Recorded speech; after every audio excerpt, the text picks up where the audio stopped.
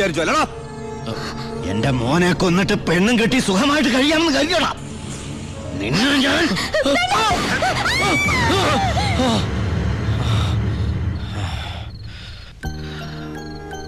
ഞാൻ കാരണം ആ കുട്ടി. ഹേയ് വേണ്ട.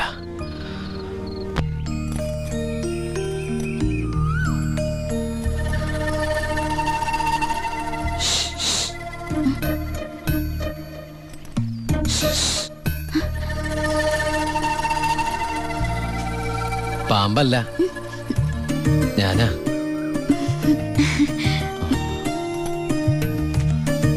കുട്ടി ഞെട്ടിയോ?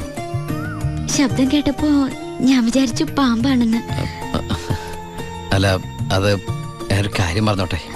ആരെങ്കിലും കണ്ടാലെന്താ? കല്യാണത്തിന് മുമ്പ് ഇങ്ങനെയൊന്നും പാടില്ല.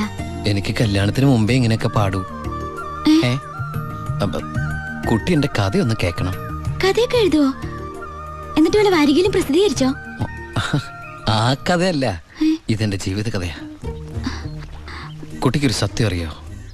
ആദ്യമായിട്ട് ഞാൻ ദുബായിക്ക് പോയത് ഫ്ലൈറ്റിലല്ല, പിന്നെ കള്ള ലോഞ്ച് കയറിയ. അവിടെ എത്തും മുമ്പ് ആ ലോഞ്ച് മുങ്ങി. ഈശ്വര, എന്നിട്ട് വല്ലതും പറ്റിയോ? ഞാൻ ആ കരയിൽ കിടന്ന്, അല്ല കര കാണാ കടലിൽ കിടന്ന് മരണത്തോട് മല്ലടിച്ചു. പിന്നെ എനിക്കൊന്നും ഓർമ്മയില്ലായിരുന്നു. ബോധം തെളിഞ്ഞപ്പോ ഞാൻ ദുബായിലുള്ള ഒരു ക്രിസ്ത്യാനി ഷെയ്ഖിന്റെ വീട്ടിലായിരുന്നു.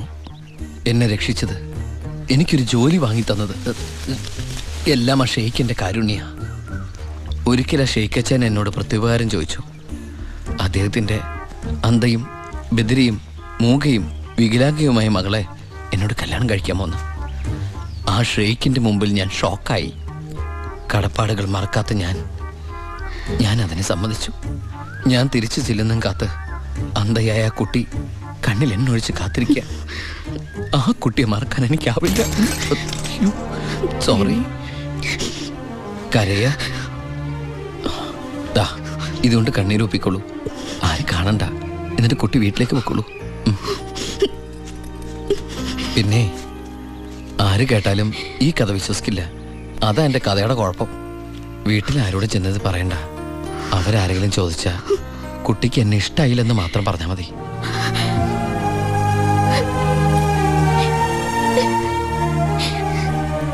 എൻ്റെ സർപ്പത്തമാരെ, അറിയാലോ എൻ്റെ അവസ്ഥ.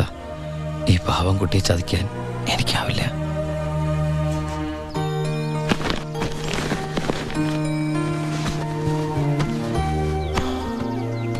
ഭാരതീയമ്മ എന്താ പിണങ്ങിയിരിക്കുക? നിന്നെ കണ്ട് കൊതി തീർന്നില്ല. അതിനു മുമ്പ് പോവല്ലേ? കുറച്ചു ദിവസം കൂടി. അമ്മ എന്താ ഈ പറയണേ? എനിക്ക് ഇന്നെ തിരിച്ചു പോയേ പറ്റൂ. ഞങ്ങളുടെ അവധി എന്നൊക്കെ പറഞ്ഞ ഏതാണ്ട് പരോള് പോലെയാ. പറഞ്ഞ സമയത്ത് തിരിച്ചെന്നില്ലെങ്കിലേ തൂക്കിയെടുത്തോണ്ട് പോവര്. പിന്നെ ആ ജീവനാന്തം ജയിലില്ല. അല്ല, വെയിലില്ലേ ഈ അറബിയുടെ അടിമപ്പണിയൊക്കെ ചെയ്തിട്ട്. ദുബായിൽ അങ്ങനെ ഉണ്ട്.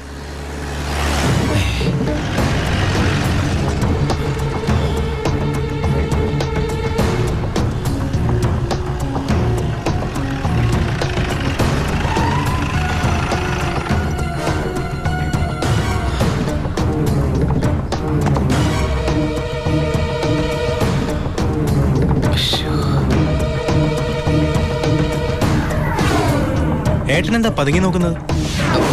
പോലീസ്. അയാൾ ആ ഗോപികയുടെ അടുത്ത ബന്ധുവാ. ഈശ്വര, ഇങ്ങനെ ഒരു ബന്ധം ഓർക്കുണ്ടായിരുന്നോ? അതെന്താ ഉണ്ടായാലും? അല്ല, ഒരു വല്ലാത്ത വൃത്തികെട്ട രൂപമല്ലേ. അമ്മങ്ങോട്ട് മാറിക്കാ പെട്ടി ഒന്ന് പെട്ടെന്ന് പൊടിക്കോട്ടെ. ഇത്രയും വലിയ തറവാട്ടിന്ന് ഇത്രയും നല്ല ചെറുക്കന്റെ ആലോചന, അതും ദുബായിക്കാരന്റെ. വല്യേട്ടൻ ഫോൺ ചെയ്ത് പറഞ്ഞപ്പോ നിന്റെ ഭാഗ്യമായിട്ടാ ഞാൻ കരുതിയത്. എന്നിട്ടിപ്പോ നിന്റെ ഭാഗത്ത് നിന്ന് കല്യാണം വേണ്ടാന്ന് പറയാൻ എന്താ കാരണം? ഇനി നിനക്ക് ആരോടെങ്കിലും പ്രേമം പറ്റുകൊണ്ടോടി? പിന്നെന്താ പ്രശ്നം? വല്യേട്ടന് എന്തെങ്കിലും സംഭവിച്ചാ പിന്നെ നിനക്ക് ആരാ ഉള്ളത്? നീ എതിരൊന്നും പറയണ്ട. ഇത് നിന്റെ ഭാഗ്യമായിട്ട് കരുതിയാ മതി. വല്യേട്ടനാണെങ്കിൽ ഉറപ്പിച്ചോ, ബാക്കി ഞാൻ ഏറ്റു. എന്തായാലും ചെറുക്കൻ പോണ ദിവസം വന്നത് നന്നായി. ഉണ്ണിയൊന്ന് കാണാലോ. വല്യേട്ടാ, ഞാനൊന്ന് ഉണ്ണിയെ പരിചയപ്പെട്ടിട്ട് വരാം.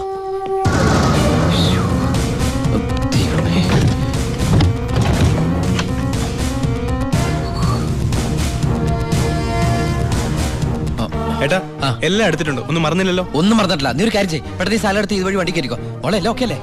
അമ്മേ, സമയമായി അമ്മേ. അമ്മ ഞാൻ ഇറങ്ങാട്ടോ. എന്തേത്? ഇത്തിരി അച്ചാറും പലഹാരങ്ങളും. എന്റെ അമ്മ ഈ സാധനങ്ങളൊന്നും അങ്ങോട്ട് കൊണ്ടാൻ പറ്റില്ല. അവിടുന്ന് തരുന്ന ഫുഡല്ലേ കഴിക്കാൻ പറ്റുള്ളൂ. ഭയങ്കര സ്ട്രിക്റ്റ് അല്ലേ?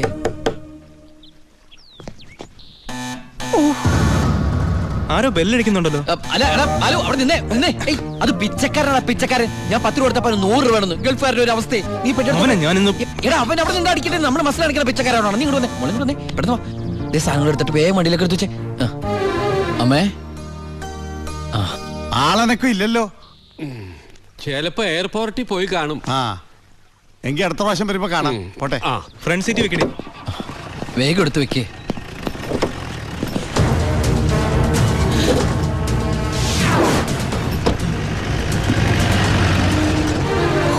അയാള് പോയി. ആ നിർത്ത്. ആ പൊറോട്ട എടുത്ത്. ആ അയാള് വരുന്നു. അയ്യോ എന്താ എന്ത് പറ്റി? ഓ എന്തൊരു ചൂടാണ് അത്. ഭയങ്കര ചൂട്. ഞാൻ ഒന്നുകൂടി കുളിച്ചിട്ട് വരട്ടെ. നാട്ടുവെള്ളത്തിൽ ഒന്ന് കുളിക്കണമെങ്കിൽ എത്ര നാൾ കഴിയണം? ദുബായ് കിട്ടുന്ന വെള്ളമുള്ളടാ. ഡീസൽ അല്ലേ ഡീസൽ.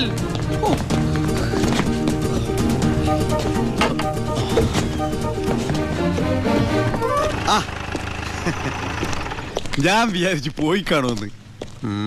നീ എന്റെ ഗോപിയേക്ക് ചേർന്ന ചെറുക്കൻ തന്നെ. അയ്യോ ഞാൻ ഉണ്ണിയല്ല, ഏ? ഉണ്ണി എന്റെ ഏട്ടനാ. ഉണ്ണി എവിടെ ഒന്നും കണ്ടില്ലല്ലോ. ഉണ്ണിയേട്ടാ, എന്താടാ? ഒരാൾ കാണാൻ വന്നിരിക്കുന്നു. അയ്യോ ഈ സമയത്താ? ഉണ്ണി കുളിക്കല്ലേ? ആ കുളിച്ചോണ്ടിരിക്കുക. ആരാടത്? ദിവാകരൻ, അപ്പുറത്തെ വീട്ടിലെ ഗോപിയുടെ കൊച്ചച്ഛൻ. ഭാവിയിൽ ഉണ്ണിയുടെ ഒരു ബന്ധുവായിട്ട് വരും. ജയിലറാ. അതെയാ? ആ ഒന്ന് മുഖം കാണിക്കാൻ വേണ്ടി വന്നതാ. മുഖം കാണിക്കാൻ ഞാനെന്താ രാജാവാ? ഓ ഫലിതപ്രിയൻ. നമ്മള് തമ്മിൽ കാണേണ്ട കാര്യം പറഞ്ഞത്. ഞാൻ കണ്ടിട്ടുണ്ട്. എവിടെ വെച്ച്? ഞാൻ സോപ്പ് വെച്ചോണ്ടിരിക്കുക, അതുകൊണ്ട് കേട്ടത് മാറിപ്പോയതാ. വരുന്ന വഴിക്ക് കണ്ടുന്ന്. ഓ അങ്ങനെ. ഓ പിന്നെ പോയിട്ട് ഇത്ര ധൃതി ഉണ്ടായിരുന്നു. 12:30 ട്രെയിൻ. പെട്ടെന്ന് ഇറങ്ങുവോ? ഏയ് വൈകും. ട്രെയിൻ മിസ്സാക്കണ്ട. വേഗം പുറപ്പെട്ടോളൂ. നമുക്ക് നാളെ അവിടെ വെച്ച് കാണാം. അവിടെ വെച്ചോ? നാളെ എവിടെ വെച്ച്? സോപ്പ് വാഴി പോയതായിട്ട് പറഞ്ഞത് മാറി പോയതാ. അടുത്ത വരവിന് ഇവിടെ വെച്ച് കാണാമെന്ന്. ആ ശരി എങ്കിൽ ഞാൻ ഇറങ്ങുന്നു. ആ ഇങ്ങോട്ടെന്ന് വെച്ച പൊക്കോളൂ. ഞാൻ ഈ ഗ്ലാസ് എടുത്തോട്ടെ. ഗ്ലാസാ? ഗ്ലാസ്സിലെ ചായ കളഞ്ഞിട്ട് അമ്മയോട് വെച്ചിട്ട് എടുത്തോളൂ. അയ്യോ ഞാൻ ഈ കൂളിംഗ് ഗ്ലാസിന്റെ കാര്യം പറഞ്ഞത്. കൂളിംഗ് ഗ്ലാസോ ചില്ല് ഗ്ലാസോ ഇനി അപ്പുറത്തെ സ്കൂളിലെ ക്ലാസ്സോ എന്താന്ന് വെച്ചാൽ വേഗം എടുത്തിട്ട് വേഗം പൊക്കോളൂ. ട്രെയിൻ മിസ്സാവും. ആ ഓ ആ ഇനി ദുബായ്ക്കാരുടെ വീട്ടിൽ വന്നിട്ടൊന്നും തന്നില്ല എന്ന് വേണ്ട. അപ്പോ ഞാനങ്ങോട്ട് പൊക്കോളൂ. ബൈ.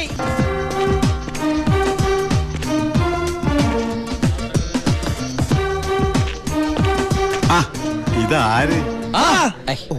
പണ്ടാർക്കലം വെച്ചിരിക്കണ എന്റെ ക്ലാസ്സാടാ. സത്യത്തിൽ ഇയാള് പോലീസ് അതോ കുള്ളനാ? കള്ളനാ? നീ നാട്ടിലൊക്കെ പോയൊന്ന് മിനിങ്ങിയിട്ടുണ്ടല്ലോടാ പരമശിവം. അത് സാറി ഗ്ലാസ് വെച്ച് നോക്കിട്ട് തോന്നണതാ. പരോള് കഴിഞ്ഞു വന്നപ്പോ നീ എനിക്കെന്താ കൊണ്ടുവന്നേ? വെച്ചാലിണങ്ങാത്തൊരു കൂളിംഗ് ഗ്ലാസ് എന്തില്ലേ? ഇവനാ? ഇത് ദുബായിലുള്ള എന്റെ ഒരു ഫ്രണ്ട് തന്നതാ. ഫ്രണ്ടോ? ആ ഫ്രണ്ട് എന്ന് പറഞ്ഞ ക്ലോസ് ഫ്രണ്ട്. ആ കക്ഷിയെ കൊണ്ട് എന്റെ വലിയേട്ടന്റെ മോളെ കെട്ടിക്കാൻ പോവാ. ചെറുക്കന്റെ സ്വഭാവമൊക്കെ അന്വേഷിച്ചിട്ട് പോരെ കല്യാണം? ഇല്ല പരമശിവ. ഞാൻ ആരാ? പോലീസാ. ആഹാ. ആ. അപ്പൊ ആ സംശയവും തീർന്നു. ഡാ, ഏ? ചെക്കനെ കുറിച്ചുള്ള ഫുൾ ഡീറ്റെയിൽസ് എടുത്തു. ആണാ? അവന് 24 ക്യാരറ്റാ. എന്റെ വ്യാകുല മാതാവ് എന്നെ കൊല്ലു. ചുമ്മാ ഇരുടാ. ഇത് കണ്ട? ഇതവന് ദുബായിക്കുള്ള കത്താ. എന്തിനാ ഇപ്പൊ കത്ത്? കാര്യം അങ്ങോട്ട് നേരിട്ട് പറഞ്ഞൂടെ? അതിനും ദുബായിക്ക് പോയില്ലേ? ആ അവൻ ദുബായിലെത്തി. ഇത് വെറും ഒരു കത്ത് മാത്രമല്ല, ഒരു ലിസ്റ്റ് കൂടെ ഉണ്ട്. ഒരു DVD, ഒരു TV, ഒരു മൊബൈൽ, അങ്ങനെ ചിന്ന സാധനങ്ങള്. പോലീസല്ലേ മോനെ, ഓസിന് കിട്ടിയാ വിടുവാ. കാശിനൊക്കെ ഇപ്പൊ എന്താ വില? ടൈറ്റാ. ചിന്നാടൻ ബാബുവിനെ ആശുപത്രിയിലാക്കാൻ വേണ്ടി ലക്ഷങ്ങൾ ഏമാർക്ക് വീശിന്നാണല്ലോ കേട്ടത്. പോടാ. അത് ശരി. അപ്പൊ അതാണ് അവനോട് കാണാത്തത്.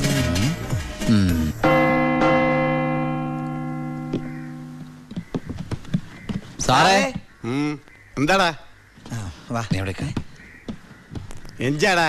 എനിക്കൊരു രഹസ്യം പറയാനുണ്ടായിരുന്നു. ഉം. ഞാനിപ്പോ പരോളിന് നാട്ടിൽ പോയി. കയ്യെടുക്കടാ. അതെ, വിജിലൻസ് ആൻഡ് ആന്റി കറപ്ഷൻ ഡിപ്പാർട്ട്മെന്റിലുള്ള എൻ്റെ ഒരു സുഹൃത്തിനെ ഞാൻ കണ്ടു. ആള് പറയാ ജയിലിൽ നടക്കുന്ന അഴിമതികളെ കുറിച്ച് അന്വേഷിക്കാനായിട്ട് അവര് രഹസ്യമായിട്ട് സ്ക്വാഡിനെ ഇവിടെ ഇറക്കിയിട്ടുണ്ടെന്ന്. ഇവിടെ? ആ കള്ളത്തരത്തിൽ ചിലരെ ആശുപത്രി കിടത്താൻ കൂട്ടി നിൽക്കുന്നവരൊക്കെ പിടിച്ച് അകത്തിടും അത്രേ. അങ്ങനെ എന്തെങ്കിലും ഉണ്ടെങ്കിൽ സാറ് സൂക്ഷിക്കണം കേട്ടോ. അയ്യോ. ആ പിന്നെ ഞാനിത് പറഞ്ഞു ആരോടും പറയരുത്. നമ്മുടെ ഡോക്ടറുടെയും സൂപ്രണ്ട് സാറിന്റെയും പണി പോകുന്ന എനിക്കിത് കാണണം. അവര് കുറച്ചു നാൾ തിന്നട്ടേന്നുണ്ടാ. എന്താ സാർ? ഉണ്ടേ കൊണ്ട് പോയതാ. ആരെ? ഒന്നുമില്ല.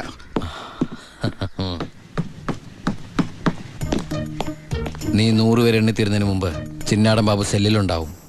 ചുമ്മാ എണ്ണടോ. 1 2 3. സത്യമാണോടൂ? അതെ സാർ.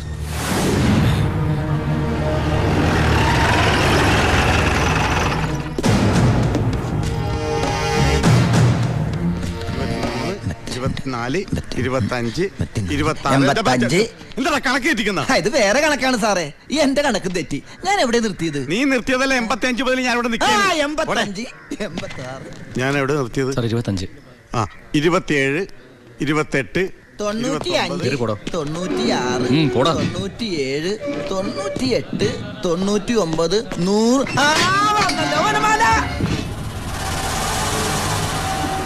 ഹായ്, എവിടെയായിരുന്നു? എവിടേക്ക് അന്വേഷിച്ചെന്നറിയാമോ? പത്രത്തിൽ കൊടുക്കാൻ പോയതാ. എന്താടാ നീ സൂക്ഷിച്ചോ? ഓ എടാ ചിന്നടാ, വാളയാർ പരമശിവത്തിന് സെൻട്രൽ ജയിലിനുള്ളിൽ കാശറിയേണ്ട കാര്യമില്ല നിന്നിവിടെ തിരിച്ചെത്തിക്കാൻ. ബുദ്ധിമതി, വെറും ബുദ്ധി. നീയല്ലേ പറഞ്ഞത് എന്നെ ഇവിടെ ഇട്ട് കൊല്ലൂന്ന്? എന്നിട്ട് ഞാൻ പരോളിന് പോയി തിരിച്ചു വന്നപ്പോ നീ ആശുപത്രി പോയി കിടന്ന പിന്നെ എന്നെ ആര് കൊല്ലും? ഇവൻ എന്നെ മൂടോട്ടാക്കി അടങ്ങുള്ളൂ. പിന്നെ മതി മതി, പോയി റെസ്റ്റ് എടുക്ക.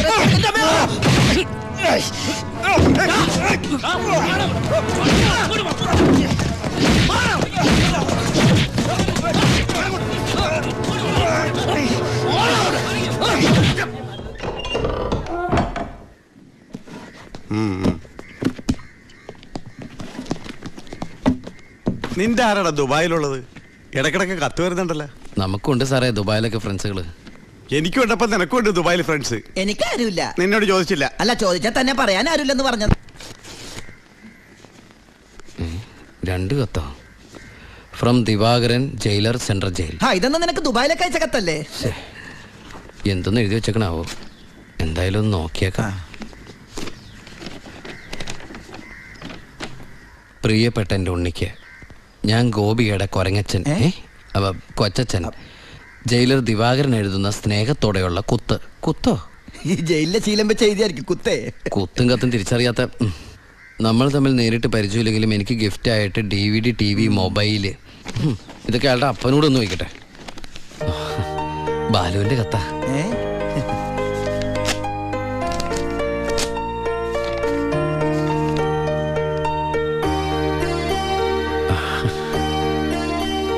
ബാലുവിന് SS സെലക്ഷൻ കിട്ടി. അവൻ ട്രെയിനിങ്ങിന് ചേർന്നു. ബെസ്റ്റ്. ആദ്യത്തെ പോസ്റ്റിംഗ് ഈ ജയിലിലും ആയിരിക്കണം. അയ്യോ, അങ്ങനെയൊക്കെ സംഭവിക്കൂ? പറയാൻ പറ്റില്ല. നിന്റെ ബെസ്റ്റ് ടൈം അല്ലേ, ചിലപ്പോ അങ്ങനെ സംഭവിച്ചേക്കാം. ചുമ്മാ ഇരടാ, മനുഷ്യനോട് പൈലോ ഒന്ന് ടെൻഷൻ അടിക്കുമ്പോൾ അവൻ്റെ ഒരു തമാശ. എന്നാ നീ ഒരു മറുപടി എഴുത്. നിന്റെ ശിക്ഷ കഴിഞ്ഞിട്ട് ജോലിക്ക് കയറിയാ മതി. എടാ മണ്ട, ഒരു കത്ത് ഞാൻ എഴുതിയാലും വീട്ടിൽ നിന്ന് എഴുതിയാലും കയ്യിലെത്താൻ 1 മാസം എടുക്കും. ദുബായിലുള്ള എന്റെ ഫ്രണ്ട് കാസമിന്റെ പണിയാ കത്തുകൾ അങ്ങോട്ടും ഇങ്ങോട്ടും കൈമാറി അയച്ചോണ്ടിരിക്കുന്നത്. ഇത് ഞാൻ എഴുതിയ കത്താണല്ലോ. ചേട്ടാ, ഈ കത്ത് എങ്ങനെ ഇവിടെ വന്ന്? സാർ ആരെ നോക്കണത്? ഇത് കണ്ട, ഞാനിത് ദുബായിക്ക് എഴുതിയ കത്ത. ഇതെങ്ങനെ ഇവിടെ വന്നു? ഇനി ആ പോകുന്ന വിമാനത്തിൽ നിന്നെങ്ങാനും വിടതായിരിക്കോ? ആ വിമാനത്തിന് ഓട്ടയുണ്ടോ? അങ്ങനെയാണെങ്കിൽ ഇത് ആര് പൊട്ടിച്ചോ? അല്ല, ഈ പൈലറ്റുമാര് വെറുതെ ഇരിക്കുമ്പോ എങ്ങനെ വായിച്ചു? റെസ്പോൺസിബിലിറ്റി ഇല്ലാത്ത തെണ്ടികൾ, അന്യരുടെ കത്ത് വായിക്കുന്ന പട്ടികൾ. അല്ല, അനാവശ്യമായിട്ട് എന്തെങ്കിലും കത്തിൽ എഴുതിയിരുന്നു? എല്ലാ ആവശ്യമുള്ള സാധനങ്ങളാ. DVD, TV, mobile. ഇതിപ്പോ എന്റെ കൈ കിട്ടിയ ഇല്ലെങ്കിലോ? ഞാൻ ഈ സാധനങ്ങൾ പ്രതീക്ഷിച്ചിരിക്കില്ലേ? ഏതായാലും ഞാൻ ഇതൊന്നും കൂടി പോസ്റ്റ് ചെയ്യാൻ പോയത്. പൈലറ്റ് പുറത്ത് എഴുതിക്കോ. അതെന്തിനാ? ഇല്ലെങ്കിൽ ഇനിയും പൊട്ടിച്ച് വായിച്ചാലോ? എഴുതി പോസ്റ്റ് ചെയ്യാം. ഈശ്വര, 1 മാസം കൂടി കഴിയുമ്പോ ഈ കത്ത് തന്നെ ഞാൻ ഒന്നുകൂടി വായിക്കേണ്ടി വരുമല്ലോ.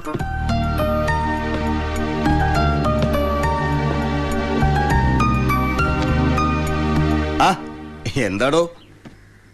വാ.